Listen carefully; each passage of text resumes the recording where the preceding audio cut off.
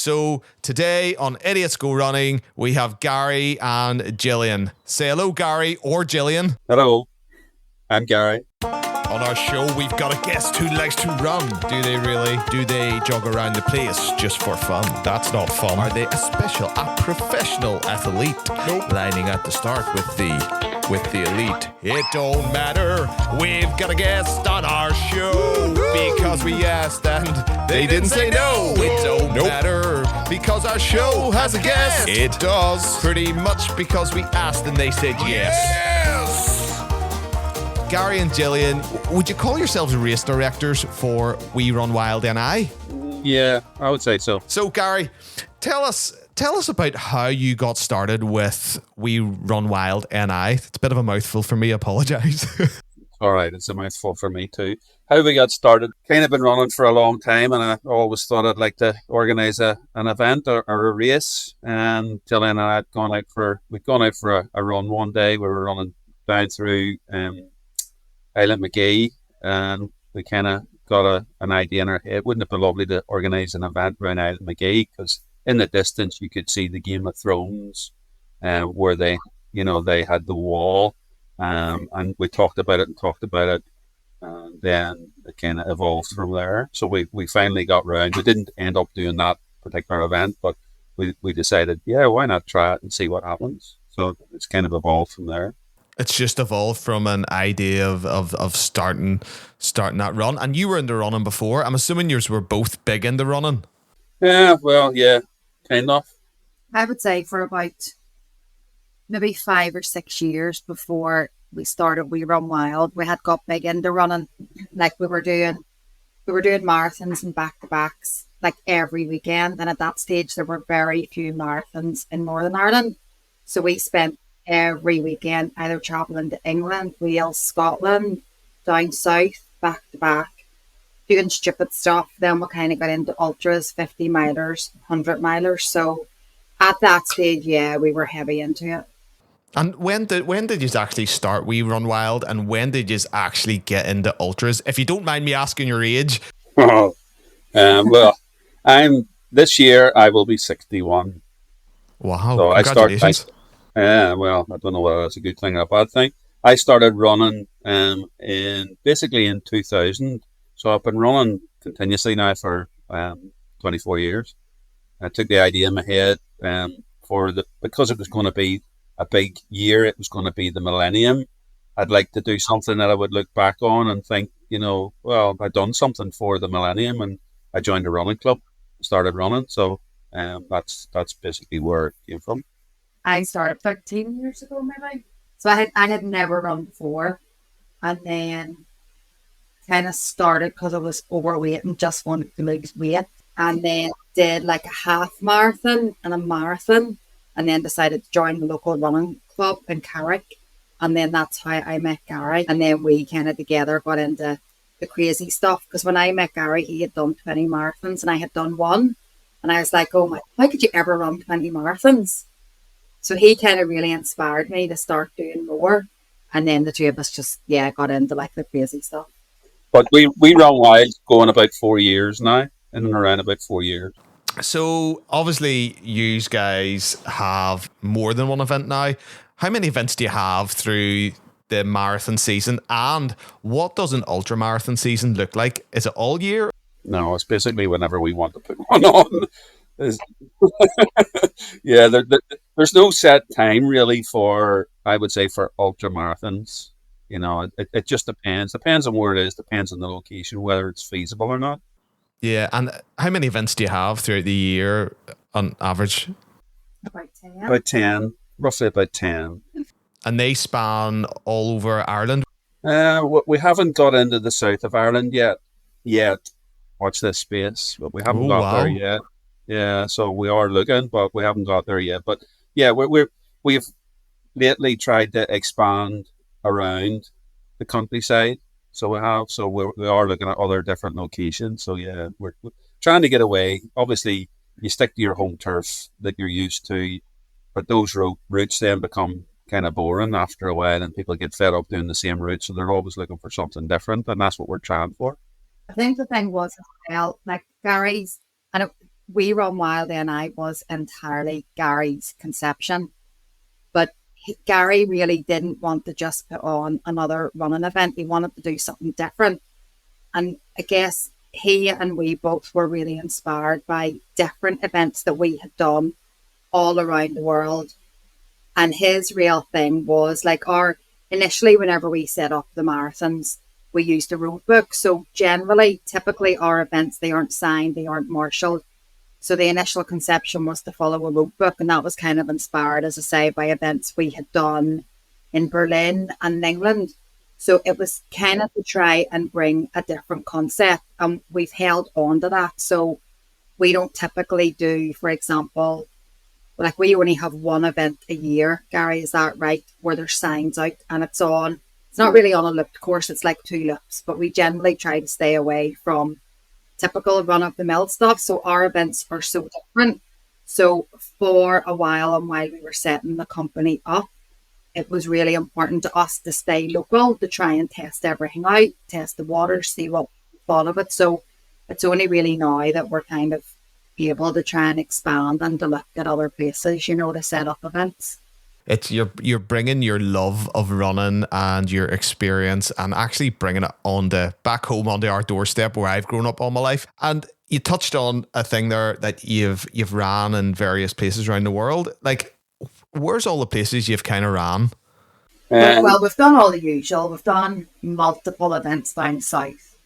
We've ran a lot in England, including marathons, ultras. We did 10 marathons in 10 days twice over in England.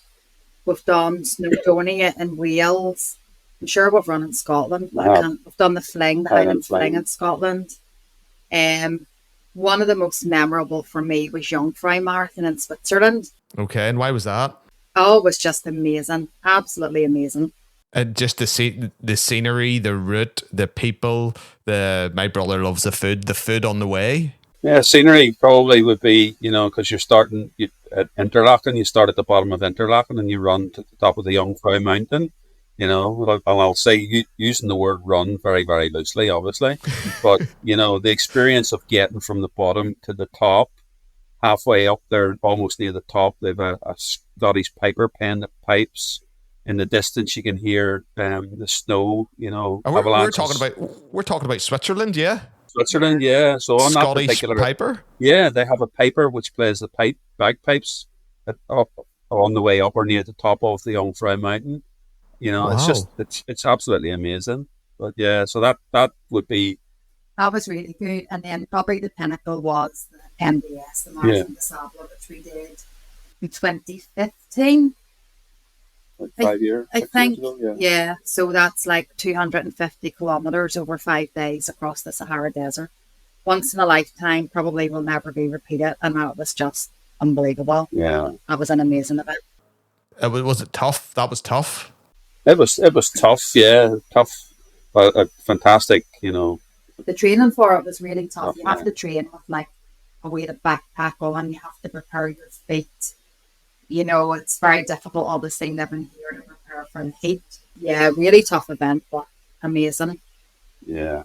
But, I mean, we've run in other places too. Obviously, the usuals, Germany, Amsterdam. We've done Amsterdam Marathon, Berlin Marathon, Las Vegas, Slovakia, Marine Corps Marathon, Washington. Yeah, so we've been around a little bit. There's still lots more out there. Yeah. There's still lots more out there. That's amazing. And you brought all this back home. So what you're trying to tell me is that you've got these experiences and you're bringing them back. So on this 108-mile race, the Norn Iron 100, there's a chance of someone with bagpipes. Is that what you're saying? No. No, no bagpipes. You never know. There could be a first.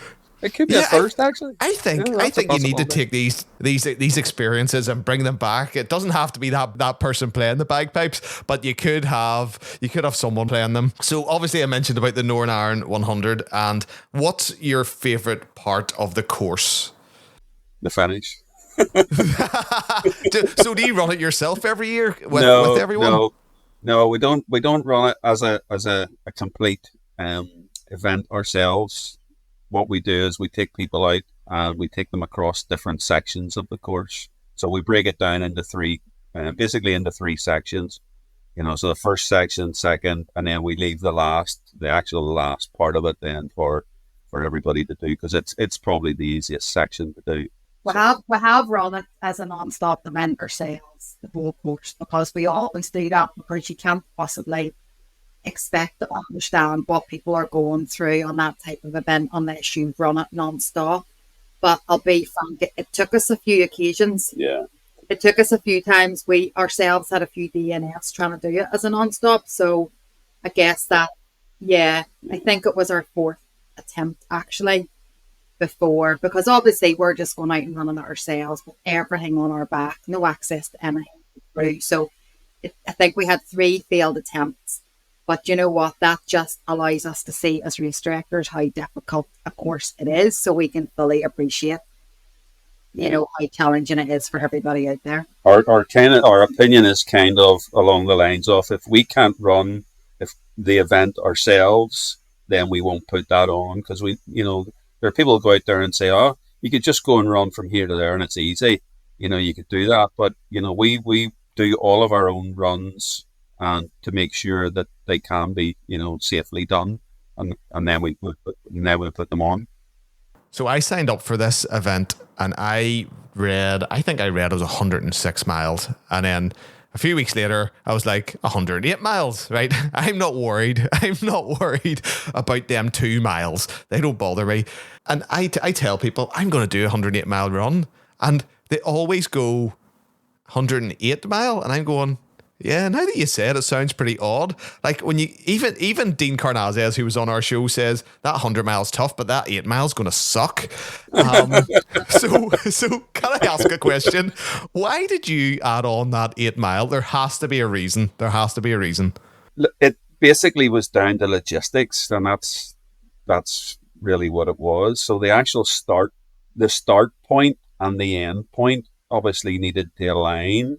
So you'll start in Ballantoy and you run to Port Ballantrae, which is the first, and that part of the coastline. So that's 13 mile, and you're along the Causeway coast, the Giant's Causeway. So for me to take that 8 miles of that out, it kind of would have taken away quite a lot on the course. So I just thought, well, it's only 8 miles, sure. It's only a mile. If you can do it, it's only 8 mile. Do you know what? That is something. I'm gonna record this. I'm gonna take a snapshot of that and see when me and Andrew get to that 100 mile mark. I'm gonna record that. I'm gonna, Andrew, listen to this. It's only 8 mile. And do you know what? I promise I will tell you what comes out of Andrew's mouth whenever I do that. Which, speaking about Andrew, he would love to be on the show, right? And Andrew has a question for everybody. And I always do this, and I always apologize for this question. Andrew asks a question. What will it be? Andrew asks a question. Just wait and see. Andrew asks a question. A mystery key, unlocking the answers with some curiosity. Sorry, I can't be on the podcast with you, but I do have a question for you. And the question is this. Do you know the food stations? I am so excited about these food stations. In fact, one of the things that made me do the Northern Ireland or sign up to the Northern Ireland 100 is because of the food stations. It had coffee, it had soup, it had other things, and I really just want to, I've really got a series of questions. I want to drill down more into the food and the coffee and the soup. So question number 1, the coffee. What kind of coffee is it? Do we have a choice of coffees? Can we get a latte? Can we get one with oat milk? Is there espresso? Is it filter coffee? Is there different kinds of filter coffee?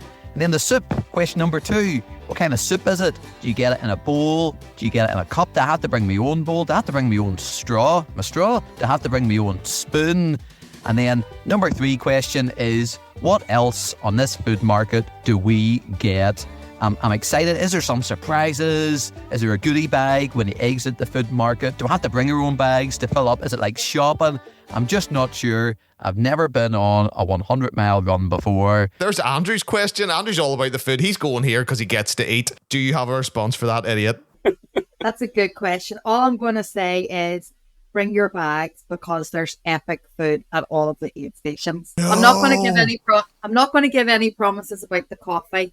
Coffee is what the coffee is. The soup's amazing. Everybody raves about our soup. The soup will be hot and it'll be wet, and it'll be in a cup that he can drink. Don't need a spoon or a straw. I absolutely love that. Do you know what? If he can drink it through a straw, it's water.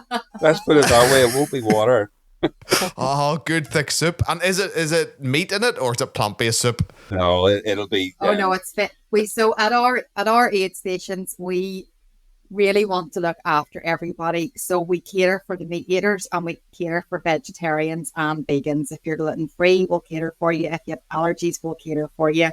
Because our main aim is to do the best we can to get everybody round. So all needs are catered for. There'll be everything there.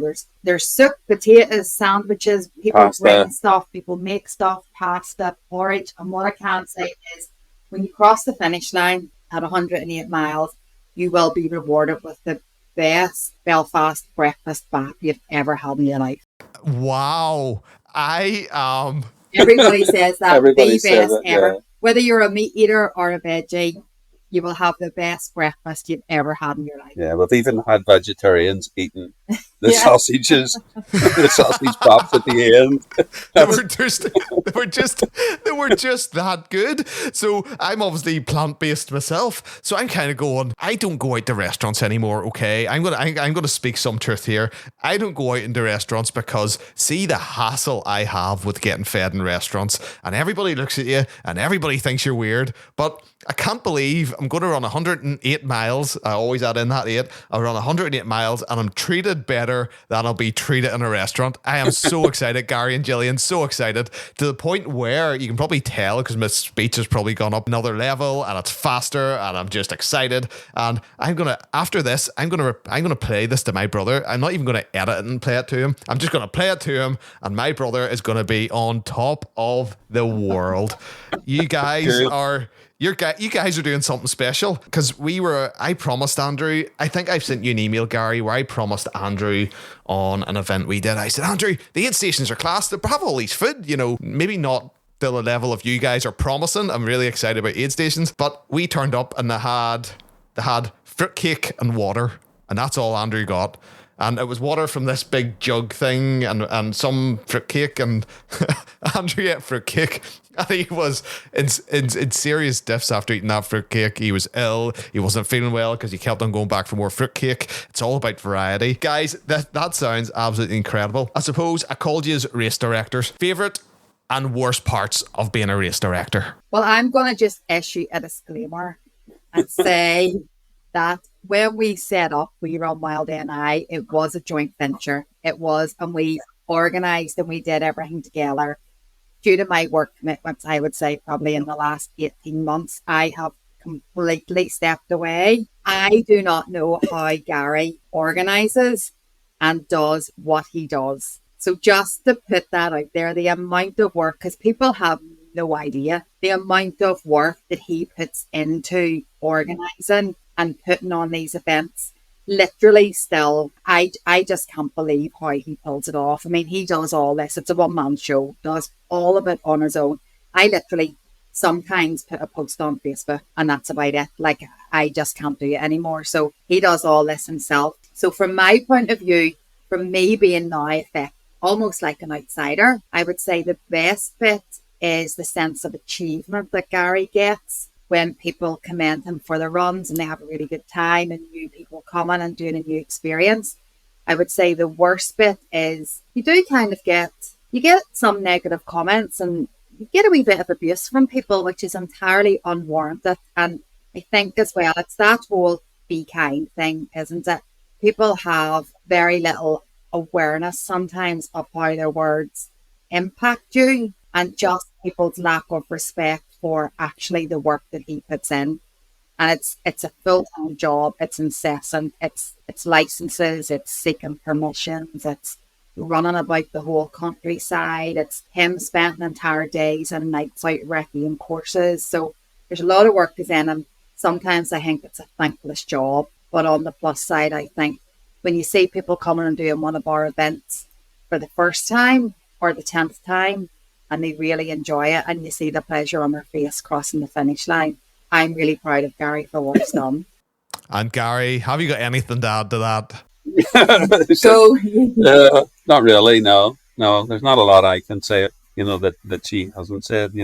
My biggest satisfaction is seeing people at the finish actually finishing and having enjoyed the event, and that's and obviously getting there safe. That's the main thing. And I know myself and Andrew haven't got to the finish line, but it's not a thankless task this time because thank you so much for putting it on. I'm thoroughly looking forward to it. I really am. And it's my one big event this year that I'm doing. Now, I had planned to do Sheep's Head 50 miler down south, and I was really looking forward to that one. It's ran by Endurance Life, but it was called off through Storm Kathleen. So it's in the process of being reset scheduled, but it was actually a warm-up run to yourselves. So this is my big run this year, and I'm so excited, and thank you so much for putting it on. All the work that goes in behind it, I don't know what it is, but I know it's not easy to cover that distance. And, for you to run an event in one hall is hard. For you to run an event over 100 miles in landscape with how many runners have entered this year? For the ultra, for the 100 mile, there's about 60. For the half, we have in and around about 60, and for the mini, I think we've about 30. So there's quite a few mixed there. Like, that's a lot, and all different age groups and everything. No, thank you so much for putting that on. The other thing I came across was UTMB qualifier. It says on the website. Is that still a thing, or what does that mean? Yeah, well, obviously the whole UTMB thing changed over the last few years, and I'm not 100% sure whether I'm totally right here, but the UTMB thing before used to be where they, like a race director would contact them and they would get points. So you get awarded so many points for that event. If a participant finished the event, then they got points, say maybe 2 points or whatever it was. And then to actually get into the UTMB, you had to have achieved a number of points to actually be able to enter. Well, they changed the whole system, and you now have to enter a proper UTMB event to get in. The most recent one lately is the Arc of Attrition in the south of England. They've just literally been bought over or taken over by UTMB, so that's now an official UTMB event.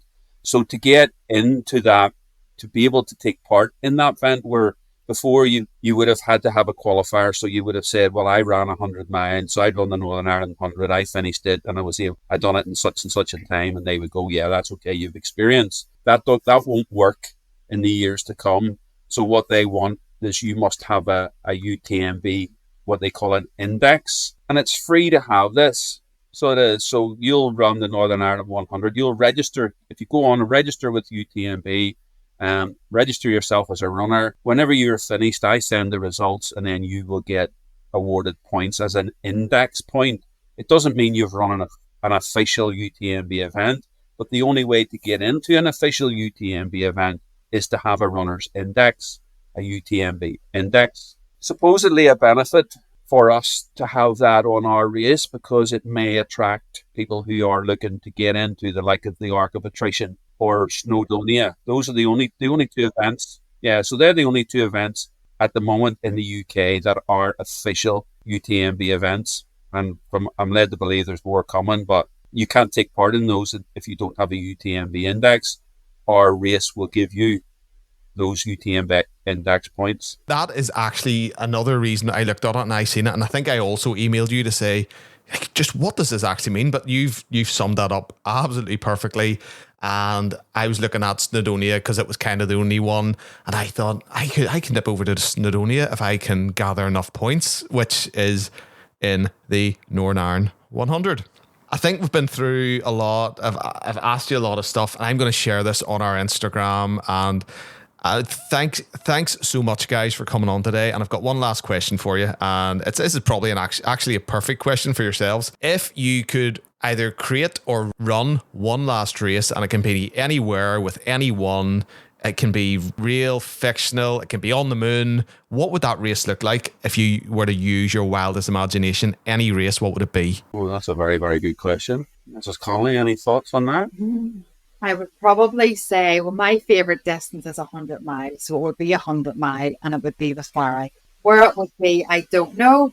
Kind of the MDS still draws me back. So it would probably be 100-mile run with Gary across a desert somewhere. I would say for me, that's what it would be. Yeah, me looking at that, I would be, before she said that, I would immediately said, oh, back to the MDS. But if I was able to kind of, mix routes and put things together, it would be the like of the MDS. It would be sections of our Northern Ireland 100 along the coastline, up through hills. We done 100 mile in Wales last year. The scenery was unbelievable, fantastic.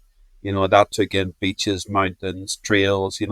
Those are the kinds of events that I would be looking to put together. That actually sounds incredible. So what you're really saying is, and me to stick on my creative head, okay, here we go, is that you start off, you're on the coast, you go through a tunnel, the tunnel brings you out in the middle of Wales, and then you go through Wales, you have amazing scenery, you go through a tunnel, it brings you out in the middle of the Sahara, and then you go through another tunnel, and think that would be like some sort of transportation device as you go through the tunnels.